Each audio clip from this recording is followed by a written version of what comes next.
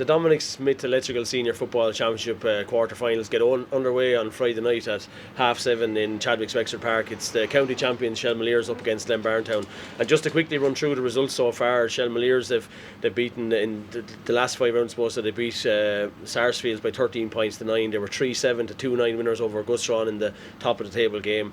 They beat they beat Nevena by 2-12 to 2-9, and they had a surprising draw enough against Bunclody, and then they beat St James's by 3-9 to 10 points in the opening round of the championship. Glynn-Barntown then, I suppose, started really well. They had opening wins over Kyle Nairn by 117 to 2-5, and then they beat St Anne's by 3-12 to 10 points. But they've lost 3 on the bounce, losing out to Castletown by 2 points, losing out to the Starlights 3-11 to 113, and then lost their last game by 10 points to 1-6. So Darragh, I suppose to start with you were in the same group as the Shelmaliers, and are they starting to hit form at the right time, do you think? It's a kind of a difficult group to look at, really, because everyone was kind of given a game against. It was a very tight group, to be fair. We played Shelmaliers first, and it was a game where two teams kind of bettered away into the championship nice and easy, to be honest. It wasn't a very intense game.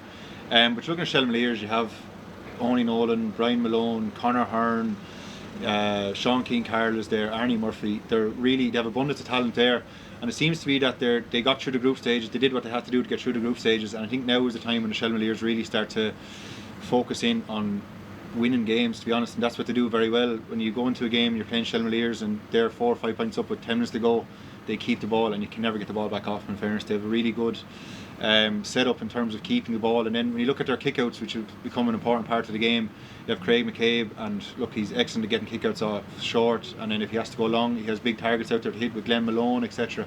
So look, I do think they are kind of starting to hit form, and they're kind of coming along quietly into the championship. Okay, and Pa, I know you played Lynn this year, and I suggest maybe that the petrol light is almost on amber or green or red with them at the minute. You know, they've lost 3 on the bounce in football, and we're also, I suppose, humiliated at the weekend in the hurling championship. Yeah, at the start of the championship, they kind of came out first couple of games, and they came out of the traps probably the best of anyone, and they made everyone kind of sit up and take notice of them. They had some great results at the start. And as the championship kind of progressed, then they seemed to maybe dip in that form again, and again with the structure of the championship, does the hurling have an impact on the football? Obviously crashing out of the hurling last week in the nature that they did with a heavy defeat. It's the same management, it's the same group of players that's involved in both those dressing rooms. That was probably a quiet dressing room after that game last week. Can they bounce back after that, and can they just wipe that under the carpet, and do they now focus that is solely on football, and at least they can have a clear run at the football and get back to that standard that they have been shown at the start of the championship. But look, it's a tough test against the Shells. The Shells have been at the start of any championship. The Shells are always going to be favourites, and they're right up there with outright winners of any year they're starting. But I think the Shells seems to be, from the outside looking in, seems to be maybe in second gear, cruising through. They probably haven't been in full stride yet, and yet they're top in their group.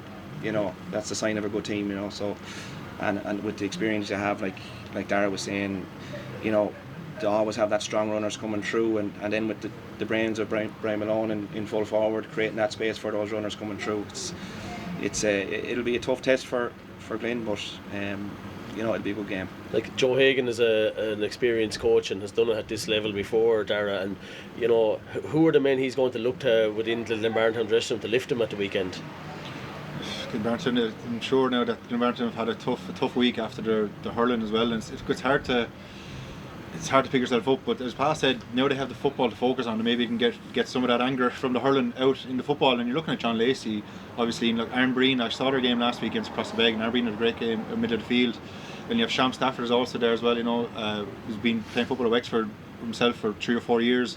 And you have Mick Regan full forward as well. They have plenty of lads, characters there to pull them through when they need it. And they've been known to, they had a great result in their group against Castletown. I think they bet Castletown, so they're capable of beating good teams, and I'm sure that they're well up for a game against Shelmaliers. Yeah, definitely. With like I said, we're touching on Joe Hagan. We've experienced Joe with the Starlights, and I can guarantee you he's preparing that team. He has his homework done on the Shells. he will get his matchups right. That's one thing for sure. It's about if Glynn can execute that game plan that they give him. When you touched on John Lacey, I've been really impressed with John this year. He's just sitting in that kind of quarterback role and just pinging passes, and he'll ping it to your chest in the full forward line. And I think one name they're probably missing is maybe Liam Donoghue has been a good player for Glynn this year, and he's out injured with a broken hand. But it'll be an interesting battle. Yeah, and I'm going to go for the predictions on this now. So Darragh, you're going to be up first on this one. What's your thoughts? Look, I think it's hard to look past Shelmaliers for this, to be honest. They're probably overall favourites for the competition themselves in Castledown, so I just think they'll have too much for Glynn-Barntown. Okay, and Pa? Yeah, it's going to be a tight game. Like I said, it depends on, I think, matchups, getting that right. I think not just Glynn-Barntown getting their matchups, but Shell's getting their matchups kind of stop maybe John Lacey getting on the ball and creating that game play for him. But I think for me, I give Shell the nod on this one. Yeah, and I'm going to make it a full house on Shelmaliers on this one. I just think that they probably are hitting form at this stage, and I think they'll have enough by 2 or 3 points. But if there's a bounce from Glynn-Barntown, then it could turn this game on its head.